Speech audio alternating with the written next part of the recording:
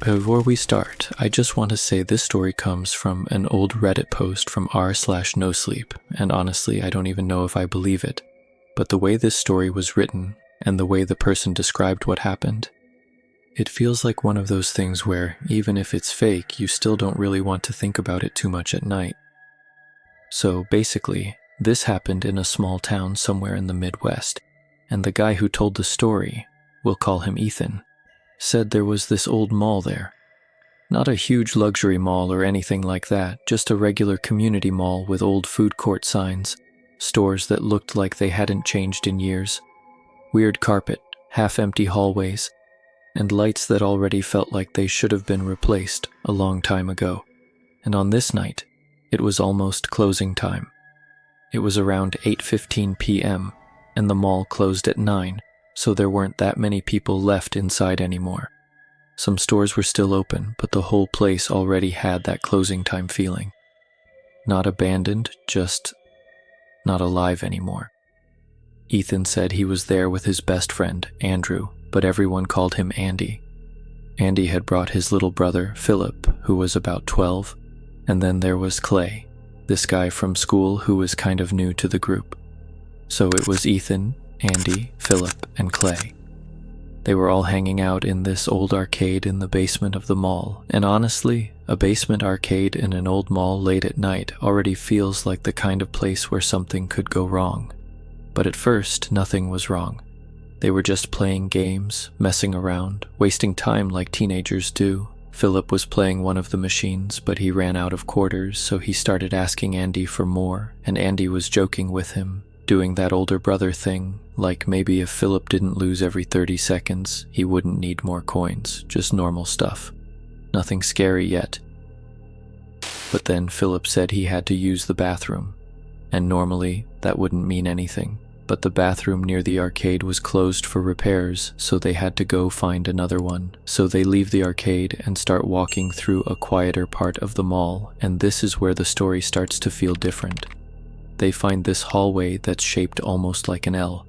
The walls are plain, the lights are yellow, and those fluorescent lights are making that low buzzing sound. You know that sound, right? That electric hum you don't notice at first, but once you hear it, it starts feeling way too loud. At the end of the hallway, there were 2 bathroom doors, one on each side, and near one of them, there was some cleaning stuff, like a mop bucket or a yellow caution sign. So Philip goes into the bathroom, and the others just wait outside.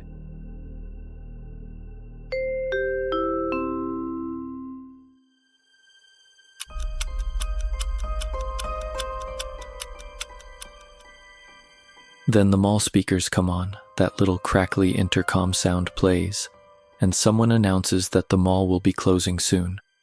So now they're standing in this empty yellow hallway, waiting for Philip, knowing they probably need to leave soon. And because they're teenagers, Andy gets this stupid idea to scare Philip when he comes out. So Andy and Ethan wait near the bathroom door, while Clay is there too, probably just watching. For a few seconds, nothing happens. Then the bathroom door opens. Philip walks out, looking down, probably drying his hands on his pants, and before he can even look up, Andy and Ethan jump out and shout. Philip panics, screams, and stumbles backward. And normally, he would have just hit the wall, maybe fallen down, maybe gotten mad. But that's not what happened. Philip fell into the wall.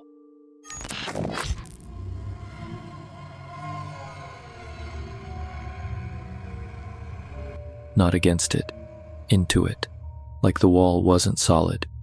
1 second, he was there, and the next second, most of his body was gone, with only his legs still sticking out into the hallway, kicking like he was trying to push himself back out. But there was no hole, no door, nothing, just a normal flat wall. And then his legs vanished too. Just like that, the hallway was empty again. Andy froze, because that was his little brother. He walked up to the wall and started calling Philip's name, first quietly, then louder, while pressing his hands against the concrete like he was trying to find a gap or some kind of soft spot. but the wall felt solid, so he started hitting it harder, and Ethan said he wanted to pull Andy back, but he couldn't move because his brain was still trying to understand what he had just seen. Then Andy leaned closer to the wall, still shouting for Philip, and before anyone could stop him, his head slipped into the wall too, like the concrete had turned into water.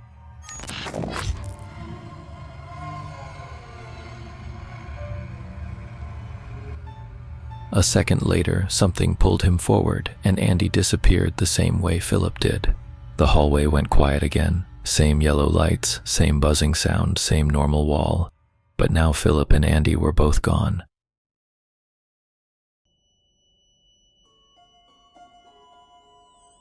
For a few seconds, nobody said anything. Ethan and Clay just stood there, staring at the wall, waiting for something to happen, waiting for Philip to come back, waiting for Andy to come back. But nothing happened. The wall was just a wall again. Clay was the first one to move, but even he didn't get too close. He just stepped forward a little, looked at the spot where Andy had disappeared, then looked back at Ethan like he was waiting for him to explain it. But Ethan had nothing, because how do you explain two people falling into a solid wall? Clay started saying they needed to get help, and honestly, that was probably the only normal thought left. Get security, get a janitor, get anyone. So they turned around and started walking back the way they came. At first, Ethan thought they were just going back to the arcade, back to the noise, the machines, and something normal. But after a few steps, he realized something felt wrong. The hallway felt longer than it should have. The bathroom doors were behind them now, but the turn back to the mall wasn't coming. The arcade sounds were gone too, just their footsteps, the carpet, and that same buzzing from the lights. Clay started walking faster, and Ethan followed him, but the more they walked, the less it felt like they were still in the mall. The walls were still yellow, but now they looked flatter, almost like all the normal details had been removed.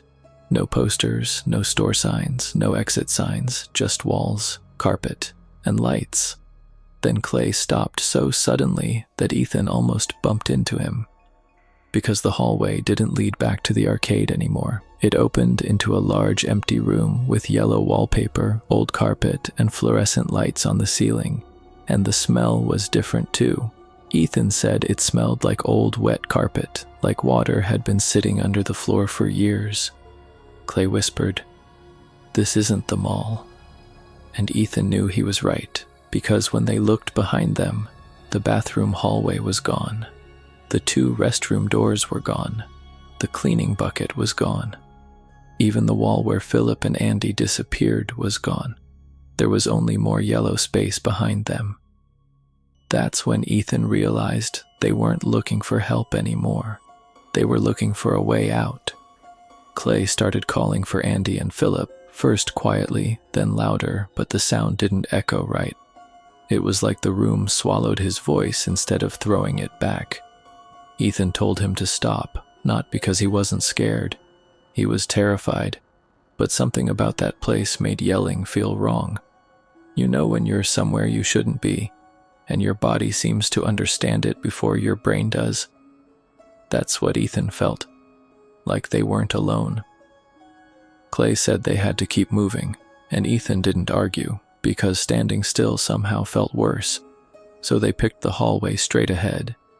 It was the only choice that felt like a direction, but after a few minutes, Ethan started noticing the same thing again and again. Every hallway looked almost exactly like the last one. Sometimes they passed an empty room. Sometimes the hallway turned into another hallway. Sometimes there was a wall where there should have been a way forward. Clay kept trying to explain it. Maybe they were in some hidden service area.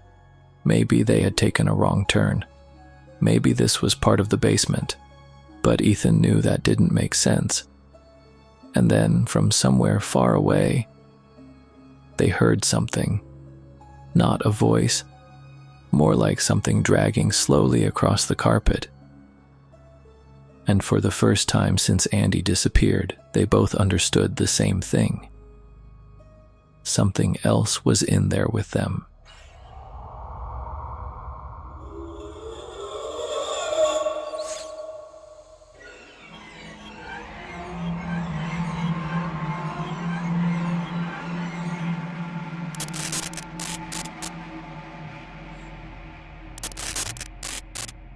Clay immediately stopped moving and put one finger over his mouth, telling Ethan to stay quiet, and Ethan didn't argue. He just covered his own mouth with his hand and leaned back against the wall, trying not to breathe too loudly. For a few seconds, nothing happened, just the lights buzzing above them. Then, from the hallway ahead, something moved.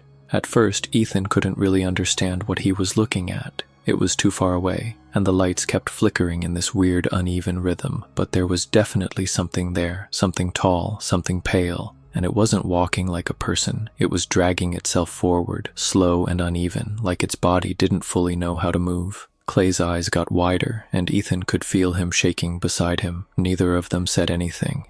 They just stayed pressed behind the corner, watching this thing move across the hallway. And the worst part was, it didn't seem lost. It seemed like it was searching, like it had heard them. The thing stopped for a second, its head tilted to the side, and even from far away, Ethan could tell it was listening. Clay slowly grabbed Ethan's sleeve, like he was telling him not to move, not to run, not yet, because if that thing looked in their direction, there was nowhere to hide. No doors, no stores, no people, just yellow rooms, old carpet, and the buzzing lights. Then the thing made a sound, not a scream, not a growl, more like a wet breath being pulled through something that shouldn't have lungs. And after that, it slowly turned away and dragged itself into another hallway. For a moment, Ethan and Clay just stayed frozen. Then Clay leaned close and whispered, "We need to go. Now."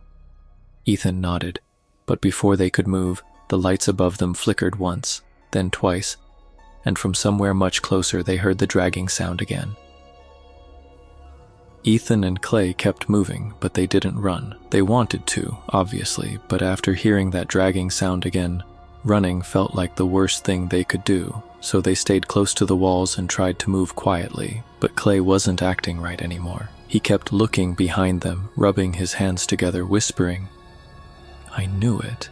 I knew we shouldn't have come here." Ethan looked back and said, "Clay, are you okay?" Clay just stared at the floor and whispered, "Why did we do that?" And Ethan knew what he meant. The joke, scaring Philip. That one stupid moment. Ethan didn't know what to say, so he kept walking. A few seconds later, he whispered, "Clay, which way do you think we should go?" No answer. Ethan turned around. Clay was gone. Not behind him. Not anywhere. Then Ethan heard Clay's voice from somewhere nearby. Ethan wasn't sure what he was hearing. Then he heard it again. "Change the channel." He followed the voice around the corner, and there was Clay, sitting on the carpet in an empty yellow room, rocking back and forth like his mind had completely snapped. Ethan wanted to call his name, but before he could step into the room, the lights above Clay flickered, and the shadow behind him moved. The creature was already there. Clay looked up for 1 second, then something grabbed him. Ethan covered his mouth with both hands and backed away, forcing himself not to scream. He watched Clay disappear into the dark corner of that room, and then he ran the other way, because now Philip was gone. Andy was gone. Clay was gone too. And Ethan was alone. Ethan didn't know where he was running anymore. He just kept moving through the yellow rooms, turning corners without thinking, trying to get away from that thing. And then, far ahead, he saw someone standing at the end of a hallway. At first, he thought his mind was playing tricks on him, but then the figure moved. It was Andy. He was far away, almost blurry under the fluorescent lights, but Ethan knew it was him. So Ethan started moving toward him, whispering, "Andy."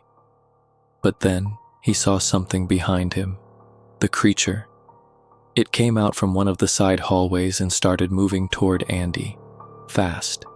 Ethan froze, stumbled backward, and fell hard onto the carpet. The sound echoed, and the creature stopped. Its head turned.